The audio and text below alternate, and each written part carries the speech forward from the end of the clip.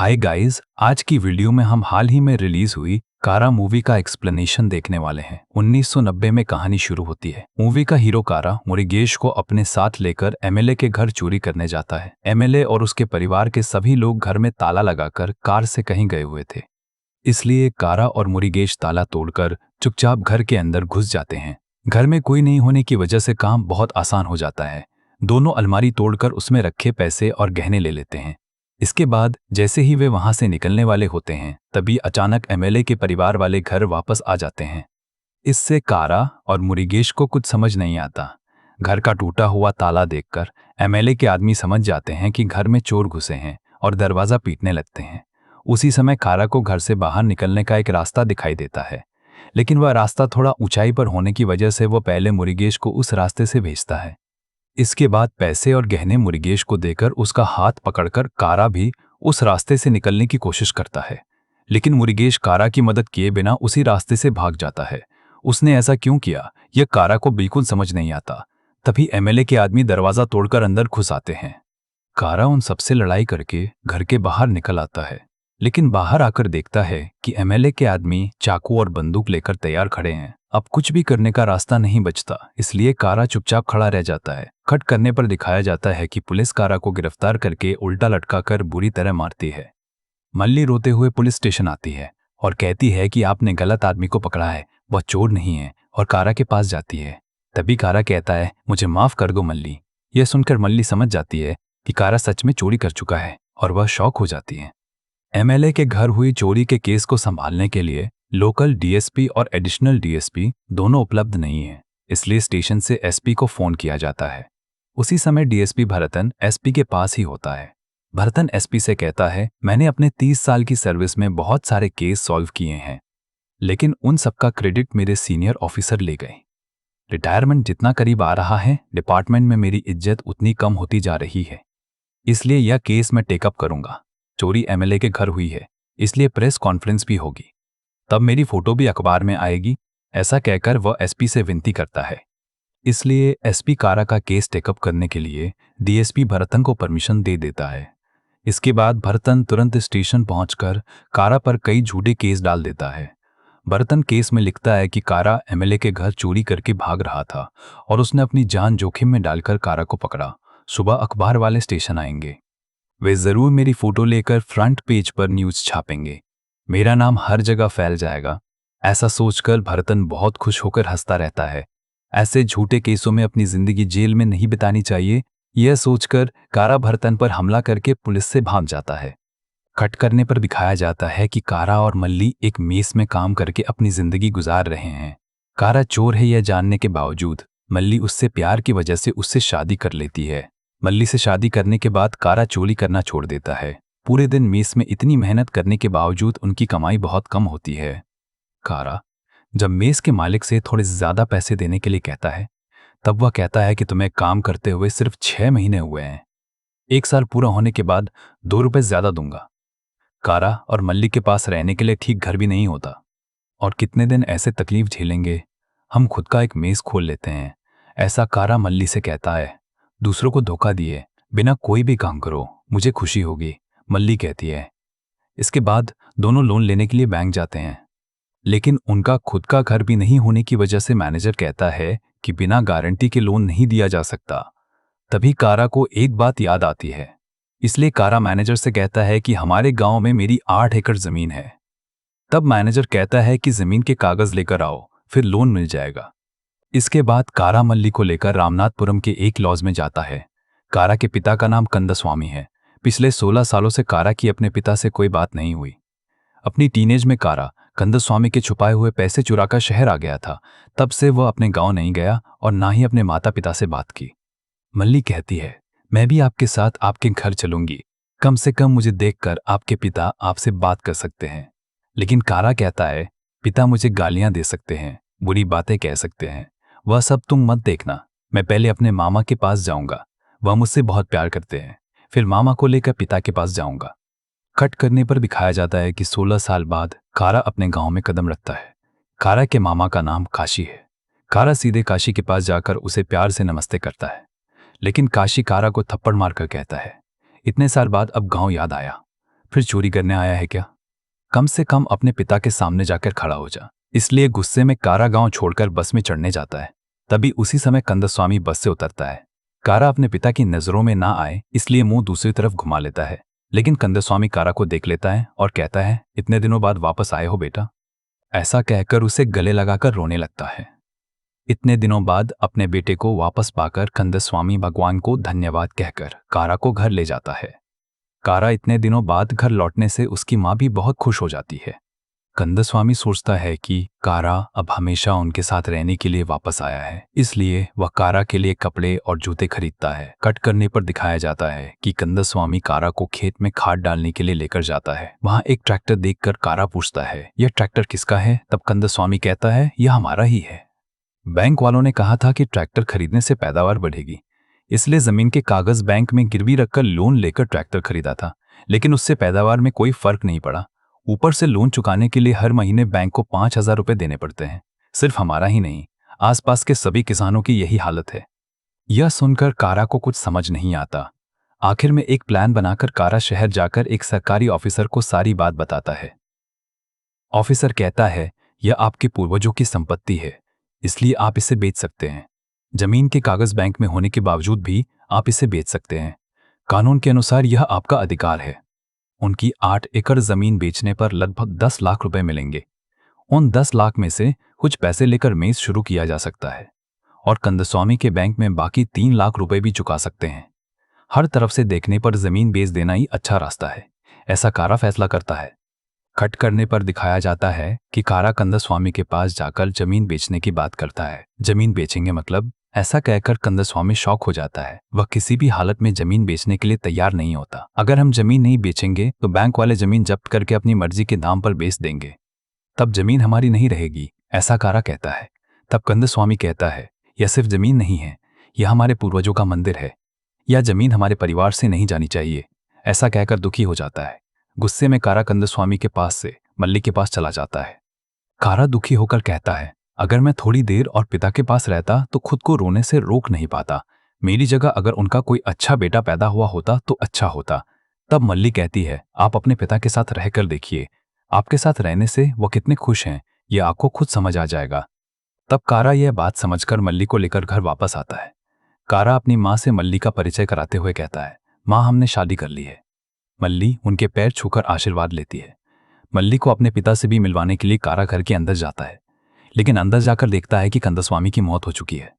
यह देखकर कारा एकदम शॉक हो जाता है। कुछ ही देर में गांव के सारे लोग कंदस्वामी को आखिरी बार देखने के लिए आ जाते हैं। कट करने पर दिखाया जाता है कि कंदस्वामी को उनकी जमीन में दफनाने की सारी तैयारी की जा रही है। जैसे ही कंदस्वामी को मिट्टी में दफनाने वाले होते हैं, तभी अचानक वहां बैंक वाले आ जाते हैं। वे कहते हैं, जब तक लिया हुआ कर्ज वापस नहीं चुकाया जाता तब तक यह जमीन जैसी है वैसी ही रहनी चाहिए। आप लोग अपनी मर्जी से शव को दफना क्यों रहे हैं? ऐसा कहकर वे बहस करने लगते हैं। हमारे खेतों और जमीन पर तुम्हारा इतना हक कैसे? हमारे खेत में हम कुछ भी करेंगे। ऐसा कहकर गांव वाले भी बैंक वालों से बहस करने लगते हैं। तभी वहां पुलिस आ जाती है। इसके बाद कुछ ना कर पाने की वजह से कंदस्वामी के शव को वापस घर ले जाया जाता है और बैंक वाले कंदस्वामी की जमीन जब्त कर लेते हैं।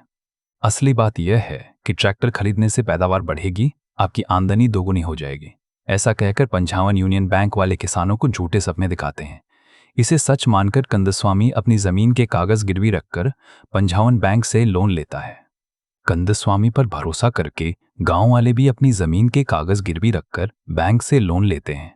अब गांव की सारी जमीन पंजावन बैंक के हाथ में है। लोगों का क्या होगा, इससे उन्हें कोई फर्क नहीं पड़ता। उन्हें सिर्फ इतना चाहिए कि लोग हर महीने बैंक में पैसे जमा करें, और अगर पैसे जमा नहीं किए तो लोगों की जमीन बेरहमी से जब्त कर लेते हैं। अब अगर कारा 3 लाख रुपए बैंक में जमा कर दे तो उनकी जमीन वापस उनके नाम हो जाएगी और वह अपने पिता को भी पूर्वजों के पास दफना सकेगा।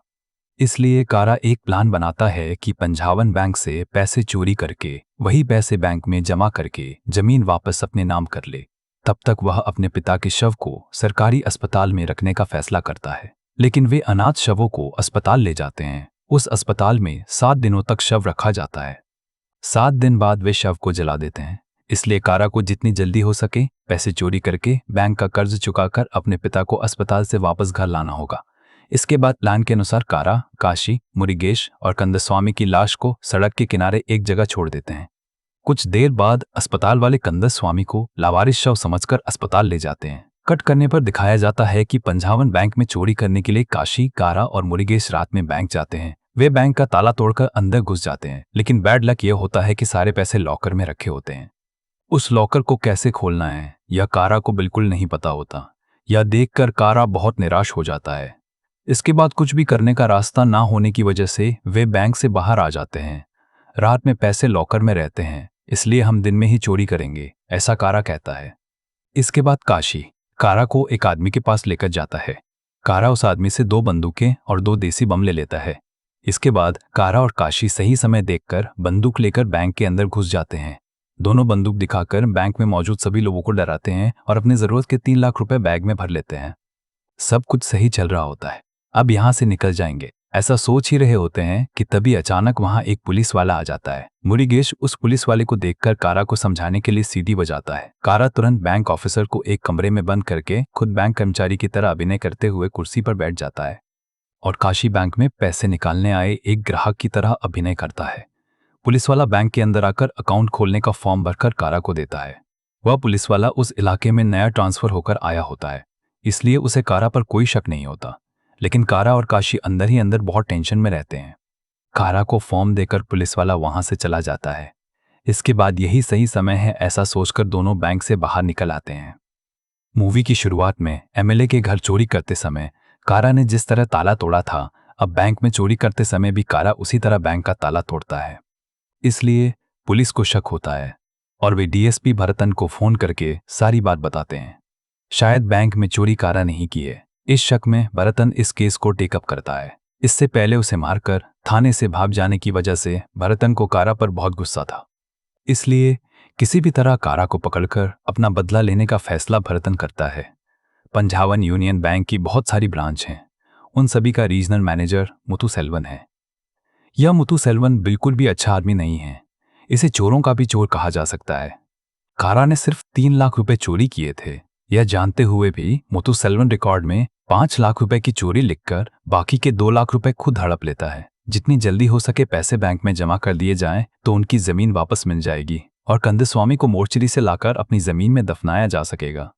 इसलिए कारा और काशी चोरी किए हुए 3 लाख रुपए जमा करने के लिए रामनाथपुरम के पंजावन यूनियन बैंक के हेड ऑफिस जाते हैं। चोरी के बारे में डिटेल्स जानने के लिए भरतन भी हेड ऑफिस आता है। कारा अपने पास के 3 लाख रुपए जमा कर लेता है, लेकिन बैंक वाले कारा से कहते हैं कि आपको हर महीने 5,000 रुपए समय पर जमा करने थे, लेकिन आपने कई महीनों से सही तरीके से पैसे जमा नहीं किए। इसके अलावा आपके कुछ चार्जेस भी बाकी हैं। ऐसा कहकर कई तरह के चार्ज जोड़कर 3 लाख को 4,47,000 तक पहुंचा देते हैं। वे कहते हैं कि आपने पहले ही 3 लाख जमा कर दिए हैं, अब बाकी के 1,47,000 भी जमा कर देंगे तो आपके कागज वापस कर दिए जाएंगे। यह सुनकर काशी बैंक वालों से बहस करने लगता है। तभी कारा देखता है कि भरतन मुथुसेल्वन से बात कर रहा है और वह तुरंत काशी को लेकर बैंक से बाहर निकल आता है। कट करने पर दिखाया जाता है कि मुथुसेल्वन कारा के पास आकर कहता है, बैंक में चोरी तूने ही की है, यह मुझे पता है, लेकिन मैंने पुलिस को कुछ नहीं बताया क्योंकि तू सोने के अंडे देने वाली मुर्गी है। तू मेरे साथ हाथ मिला ले, कहाँ और कब चोरी करनी है मैं बता दूंगा, हम दोनों बराबर पैसे बांट लेंगे, इससे तेरी जिंदगी भी सेट हो जाएगी। ऐसा कहकर वो अपना विजिटिंग कार्ड कारा को देता है, लेकिन कारा इसके लिए तैयार नहीं होता। अगले दिन कारा एक और प्लान बनाकर अपनी जरूरत के 1,47,000 रुपए चुराने के लिए पंजावन बैंक की दूसरी ब्रांच में जाता है। ठीक उसी समय पंजावन बैंक की एक और ब्रांच में चोरी हो जाती है। यह बात जानकर कारा सोचता है कि हमारे अलावा और किसने चोरी की। ऐसा कहकर वे उस ब्रांच में जाते हैं जहां चोरी हुई थी। वहां बहुत सारे लोगों के साथ पुलिस और भरतन भी मौजूद होते हैं। मुथुसेल्वन कारा को देखकर कहता है, क्या रे, तू मुझे ही धोखा देना चाहता था? अगर तू नहीं करता तो क्या मेरे पास चोरी करवाने वाले लोगों की कमी थी? यह सुनकर कारा समझ जाता है कि मुथुसेल्वन ने ही दूसरे चोरों से बैंक में चोरी करवाई है। कट करने पर दिखाया जाता है कि मुथुसेल्वन रात में रामनाथपुरम के हेड ऑफिस से बाहर आकर एक टेलीफोन बूथ से किसी को फोन करता है। पूरी घटना को कारा एक तरफ से देखता रहता है। मुथुसेल्वन के टेलीफोन बूथ से बाहर जाने के बाद कारा बूथ में जाकर रिडायल करता है। वह फोन लक्ष्मी लॉज में कनेक्ट होता है, यानी मुथुसेल्वन के लिए चोरी करने वाले चोर लक्ष्मी लॉज में हैं। यह कारा समझ जाता है, इसलिए वह काशी को मुथुसेल्वन का पीछा करने के लिए कहता है और खुद मुरुगेश को लेकर लक्ष्मी लौट जाता है। कट करने पर दिखाया जाता है कि काशी उसका पीछा कर रहा है। यह मुथुसेल्वन समझ जाता है और लक्ष्मी लॉज में मौजूद चोरों को फोन करके कारा के बारे में बता देता है। वे चोर कारा को पहचान लेते हैं और उस पर हमला करने के लिए चाकू निकाल लेते हैं। इसके बाद उनके बीच लड़ाई शुरू हो जाती है। उस फाइट में एक चोर मुरुगेश को चाकू मारकर बुरी तरह घायल कर देता है। इसके बाद चोर पैसों का बैग लेकर तुरंत लॉज से भाग जाते हैं। कट करने पर दिखाया जाता है कि अब क्या करे। यह समझ न आने की वजह से कारा मुथुसेल्वन को फोन करके कहता है, मुझे पैसे चाहिए, तुम जो कहोगे मैं करूंगा। तब मुथुसेल्वन कहता है, जब मैं खुद तेरे पास ऑफर लेकर आया था तब तूने घमंड से मेरी तरफ देखा था, और अब कुछ समझ नहीं आने पर मुझे फोन कर रहा है। जब तक पुलिस तुझे पकड़ नहीं लेती तेरे नाम से मैं चोरी करवाता रहूंगा। अब से पैसा मेरा और बदनामी तेरी। ऐसा कहकर वो फोन काट देता है। कारा ने फिर से चोरी करना शुरू कर दिया है। यह जानकर मल्ली रोते हुए कहती है, तुमने तो मुझसे वादा किया था कि अब चोरी नहीं करोगे। तुमने मेरे गले में मंगलसूत्र बांधा है, फिर दोबारा चोरी क्यों शुरू कर दी? हमें इन सब की जरूरत नहीं है। पुलिस तुम्हें ढूंढ रही है, चलो यहां से कहीं दूर चले जाते हैं। तब कारा कहता है, जितनी जल्दी हो सके बैंक में पैसे जमा नहीं किए तो हमारी जमीन हमें वापस नहीं मिलेगी। कल शाम तक ही अस्पताल वालों ने समय दिया है। तब तक पैसे नहीं दिए तो मेरे पिता की लाश जला देंगे। मेरी माँ को भरोसा है कि हम पिता को अपनी जमीन में ही दफनाएंगे। ऐसी हालत में हम कहाँ जाएं? ऐसा कहकर वह दुखी हो जाता है। कट करने पर दिखाया जाता है कि सायलकुड़ी की पंजावन ब्रांच में हेड ऑफिस से पैसे ले जाए जा रहे हैं। इसलिए कारा एक प्लान बनाकर पैसों से भरी जीप के सामने खड़ा होकर बंदूक तान देता है। फिर भी ड्राइवर जीप नहीं रोकता, इसलिए कारा दौड़कर एक घर की छत से जीप के ऊपर कूद जाता है। इसके बाद वह जीप में बैठे लोगों को बंदूक दिखाकर डराता है और अपने जरूरत के पैसे ले लेता है। फिर कारा और काशी उन पैसों को लेकर अपनी कार में बैठ जाते हैं। कुछ दूर जाने के बाद इंजन गर्म होकर कार बंद हो जाती है। पास में एक घर होने की वजह से पानी लेने के लिए कारा उस घर के पास जाता है। उस घर में रहने वाले बूढ़े आदमी का कंदस्वामी से बहुत अच्छा रिश्ता होता है और कंदस्वामी की तरह उस बूढ़े ने भी बैंक से लोन लेकर ट्रैक्टर खरीदा था, लेकिन उस ट्रैक्टर से कोई फायदा नहीं हुआ। ऊपर से हर महीने 5,000 रुपए बैंक में जमा करने का बोझ। एक साधारण किसान के लिए हर महीने 5,000 रुपए बैंक को देना बहुत मुश्किल काम है। सिर्फ कंदस्वामी और यह बूढ़ा ही नहीं, इनके जैसे बहुत सारे किसानों ने बैंक वालों की झूठी बातों पर भरोसा करके अपनी जमीन के कागज गिरवी रखकर लोन लेकर ट्रैक्टर खरीदे थे, लेकिन उन ट्रैक्टरों से कोई कमाई नहीं हुई। ऊपर से हर महीने पैसे भरने का बोझ। अगर लिए हुए पैसे नहीं चुकाए तो बैंक वाले जमीन जब्त करके नीलामी में बेच देते हैं। अब यही सारी बातें वह बूढ़ा आदमी कारा को बताकर बहुत दुखी होता है। कंदस्वामी जब जिंदा था तब वह सभी किसानों के साथ खड़ा होकर पंजावन बैंक की धोखाधड़ी के खिलाफ न्याय के लिए लड़ता था। इसलिए अब कारा वह बात याद करके सिर्फ अपना लोन ही नहीं बल्कि पूरे गांव के किसानों का लोन चुकाने का फैसला करता है। सायलकुड़ी ब्रांच में पैसे ले जा रही जीप में चोरी हुई है, यह जानकर भरतन तुरंत अलर्ट हो जाता है। इसलिए सारे पुलिस वाले सायलकुड़ी की तरफ निकल जाते हैं। तब मुथुसेल्वन चोरों को फोन करके कहता है, आज बैंक में सैलरी देने का दिन है, इसलिए सारे पुलिस वाले सायलकुड़ी जा रहे हैं। तुम लोग मुदुकुलाथुर ब्रांच में जाकर चोरी करो। अब पुलिस जिस इलाके में जा रही है वह रिमोट एरिया है, इसलिए वहां सिग्नल हो भी सकता है और नहीं भी। इसलिए किसी भी जानकारी के लिए भरतन मुथुसेल्वन को भी अपने साथ जीप में ले जाता है। चोरी हुई जीप के पास भरतन जांच कर रहा होता है। तभी पुलिस को फोन आता है कि पार्लिपन ब्रांच में भी चोरी हो गई है, फिर एक और चोरी। ऐसा कहकर भरतन शॉक हो जाता है और पुलिस वालों को लेकर पार्लिपन की तरफ निकल जाता है। इसके बाद दिखाया जाता है कि अभिरामम ब्रांच और कामुती ब्रांच में भी चोरी हो गई है। ऐसा पुलिस को फोन आता है। एक के बाद एक हर ब्रांच में चोरी हो रही है। यह देखकर भरतन का दिमाग खराब हो जाता है। कामुती के बाद मुदुकुलाथुर ब्रांच आती है, इसलिए वह सोचता है कि अगली चोरी वहीं होगी। जल्दी वहां पहुंचेंगे तो चोर को पकड़ सकते हैं। ऐसा सोचकर भरतन प्लान बनाता है।